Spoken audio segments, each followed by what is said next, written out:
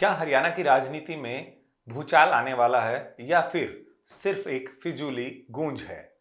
क्या कांग्रेस टूटने वाली है या बीजेपी अध्यक्ष मोहनलाल बड़ोली सिर्फ पॉलिटिकल ड्रामा रच रहे हैं? नमस्कार, आप देख रहे हैं न्यूज टाइम। मैं हूं आपके साथ रवि यादव।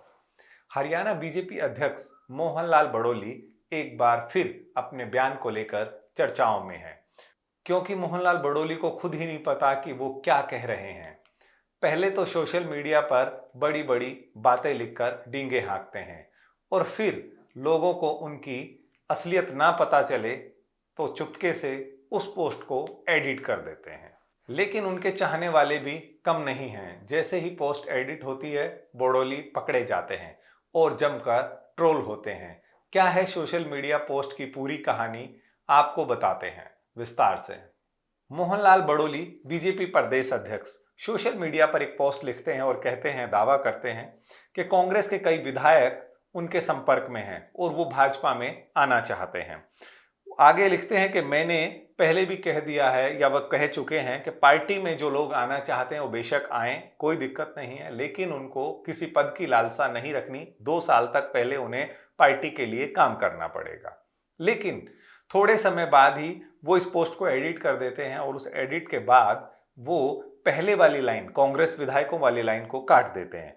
वो कहते हैं, मैं पहले भी कह चुका हूं, जो लोग पार्टी में आना चाहते हैं वो बेशक आए, लेकिन 2 साल तक उनको पार्टी में काम करना पड़ेगा। लेकिन इस एडिशन में उन्होंने जो एडिट पार्ट किया वो था, कांग्रेस के कई विधायक भाजपा में आने के इच्छुक हैं। अब हम आपको विस्तार से बताते हैं कि मोहनलाल बड़ोली इस तरह की बात क्यों कर रहे हैं, उसके पीछे क्या वजह है। लेकिन थोड़ी ही देर में इन्होंने अपनी पोस्ट को क्यों एडिट कर दिया? बीजेपी के प्रदेश अध्यक्ष मोहनलाल बड़ोली या तो अपने ऊपर बैठे राजनीतिक आकाओं को खुश करना चाहते हैं। वो प्रदेश में तीसरी बार की सरकार के बाद अपना कद, अपना वर्चस्व और बढ़ाना चाहते हैं और इस तरह की पोस्ट डालकर ये दिखाने की कोशिश कर रहे हैं बीजेपी हाईकमान को कि उनके संपर्क में ना केवल छोटे कार्यकर्ता बल्कि जो विपक्षी पार्टियों में कांग्रेस जो है एक बड़ा धड़ा है, क्योंकि उनके पास आज 37 विधायक हैं, तो उनके कई सारे विधायक जो हैं वो भाजपा में आने के इच्छुक हैं। लेकिन जब टेक्निकल जानकारी उनको मिलती है या बीजेपी के जो और आला लोग हैं, उनके सबॉर्डिनेट हैं, वो जब ये टेक्निकल जानकारी इनको देते हैं कि इसमें अभी पेच है और इस तरह की बातें करना शायद उनके लिए तर्कसंगत नहीं है, तो वो इस पोस्ट को तुरंत एडिट कर देते हैं। लेकिन मैं आपको बता दूं, कानूनी जानकारों की यदि बात करें, मोहनलाल बड़ोली भले ही कांग्रेस में संपर्क की बात कर रहे हो कि उनके विधायक उनके संपर्क में है, ये बातें चल रही हैं, लेकिन राजनीतिक जानकार ये साफ साफ बताते हैं कि ये किसी तरह भी संभव नहीं है। क्यों? क्योंकि यदि बात करें पंजाब हरियाणा हाई कोर्ट की, तो 2003 में किया गया संविधान संशोधन यह साफ बताता है कि इस संशोधन के अकॉर्डिंग 2/3 बहुमत, यानी कि कोई भी पार्टी के विधायक अपना दल बदलते हैं। जिस तरह से मोहनलाल बड़ोली कह रहे हैं कि कांग्रेस के विधायक उनके संपर्क में हैं, तो 37 विधायकों में से 2/3 विधायक एक साथ जो हैं वो दल बदलते हैं, तो ये संभव है। यानी कि 37 विधायकों का 2/3 औसतन निकालें तो 25 विधायकों की संख्या जो है वो बनती है।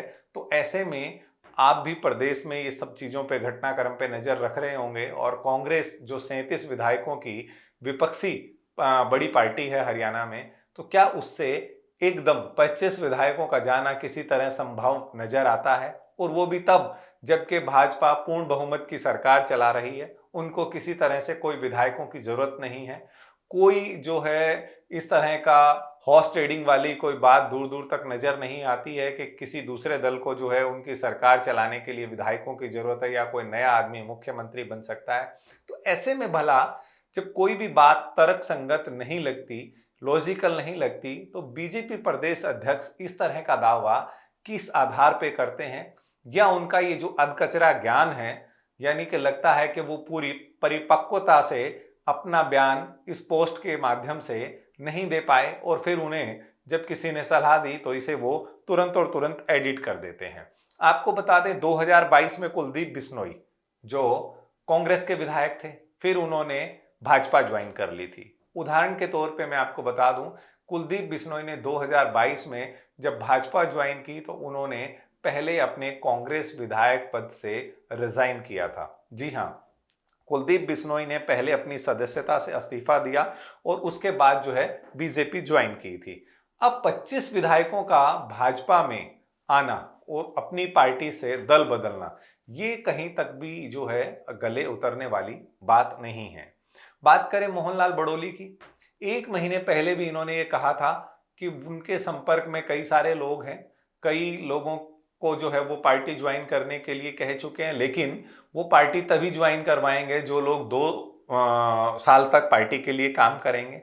और इस तरह की बातें पहले भी आई थी, लेकिन तब उन्होंने ये दावा नहीं किया था कि कांग्रेस के विधायक वो उनके संपर्क में है। लेकिन एक महीने पहले ये संकेत दिए जा चुके थे। प्रदेश में संगठन के चुनाव होने हैं, इसे देखते जो है पहले ज्वाइनिंग रोक दी गई थी, ये भी उन्होंने बताया। लेकिन अब जो है इस तरह की बातें कही जा रही हैं कि ये ज्वाइनिंग के रास्ते जो हैं वो खोल दिए हैं। बड़ोली ने कहा था कि बीजेपी में जो आने की सोच रहे हैं वो 2 साल तक लगातार पार्टी में काम करें, उसके अलावा कोई पद की इच्छा ना रखें। पहले भी पार्टी के लिए जो काम कर रहे हैं उनके बारे में पहले सोचा जाएगा, यानी कि जो पार्टी में लगातार काम कर रहे हैं उनके बारे में ये लोग पहले सोचेंगे कि उनको क्या पोस्ट दी जाए, क्या पद दिया जाए।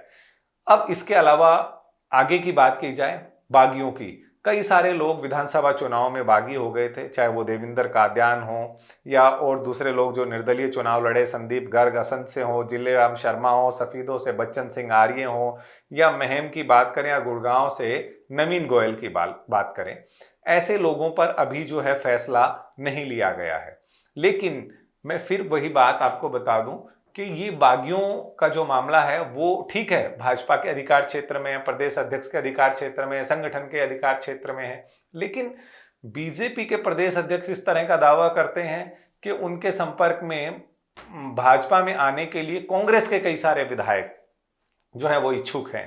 तो वो दूर दूर तक संभावना जो है वो नजर नहीं आती।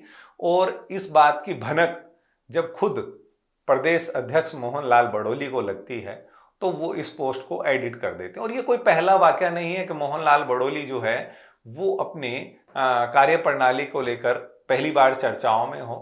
अब देखना ये होगा कि इस पोस्ट के बाद जो किरकिरी हुई है और ये जो एडिट इन्होंने किया है उस पर बीजेपी क्या संज्ञान लेती है, क्योंकि आए दिन जो है विपक्षी दल ये जरूर आरोप भारतीय जनता पार्टी पर लगाते हैं कि उनके विधायकों को जो है वो बहकाया जा रहा है, बहलाया फुसलाया जा रहा है, या कुछ प्रलोभन दिया जा रहा है, दबाव डाला जा रहा है और उनके विधायकों को तोड़ने की कोशिश जो है वो रूलिंग पार्टी करती है। लेकिन इस केस में दूर दूर तक मैंने बताया कि कोई इस तरह की संभावनाएं नजर नहीं आती। हालांकि ये पोस्ट उन्होंने बाद में एडिट कर दिया और मैं बता दूं कि हमारे पास उनके दोनों पोस्ट की जो है वो कॉपी मौजूद है। बाकायदा उन्होंने जो सोशल मीडिया पे लिखा था उसकी दोनों पोस्टों की जो कॉपी है वो मौजूद है कि उन्होंने क्या कुछ कहा था। तो ये सब बातें जो हैं वो मोहनलाल बड़ोली ने कही। बड़ोली कहते हैं कांग्रेस के कई विधायक पार्टी में आना चाहते हैं, लेकिन हम पूछते हैं कैसे आएंगे, क्योंकि 37 में से 25 विधायकों का पार्टी छोड़ना नामुमकिन है।